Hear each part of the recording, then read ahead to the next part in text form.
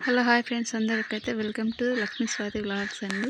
ఈరోజైతే నేను చేసే వీడియో నాలాంటి మదర్స్కి అయితే యూస్ఫుల్ అవుతుందనే ఉద్దేశంతో అయితే వీడియో చేస్తున్నానండి.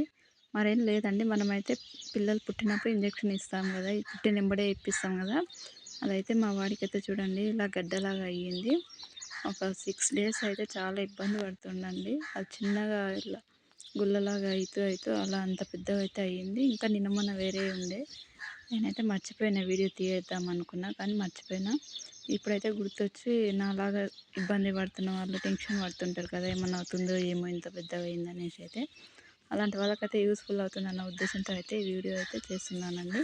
నేనైతే చాలా బాధపడ్డాను, మా వాడైతే చాలా ఇబ్బంది పడ్డాడు.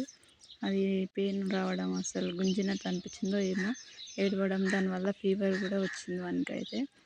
చాలామంది అయితే ఏం కాదు అలాగే అవుతుంది, సీమ్ లాగా వచ్చేసి అది బయటకు పోయిన తర్వాత అయితే మళ్ళీ నార్మల్ అయిపోతుందని అయితే అన్నారు అందరైతే.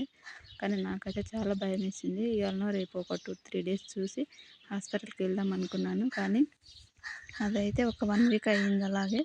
ఈరోజు అయితే మొత్తం పగిలి సీమ్ అయితే వచ్చిందండి. దానిలో నుంచి అయితే చాలాసేపు బయటికి అయితే వస్తుంది కొద్దిగా. నేనైతే ఒక కాటన్ బట్ట తీసుకొని దాన్ని అయితే నీట్గా క్లీన్ చేసేసిన. ఇప్పుడైతే స్నానం చేయించిన వాడికి. స్నానం చేయించి ఫ్రెష్ అప్ చేసిన తర్వాత ఇలా పడుకున్నాడు. అది చూస్తుండు నేను వీడియో తీస్తుంటే నా సైడ్ అయితే. అదైతే చాలా ఇబ్బంది పడిందండి దాని నుంచి.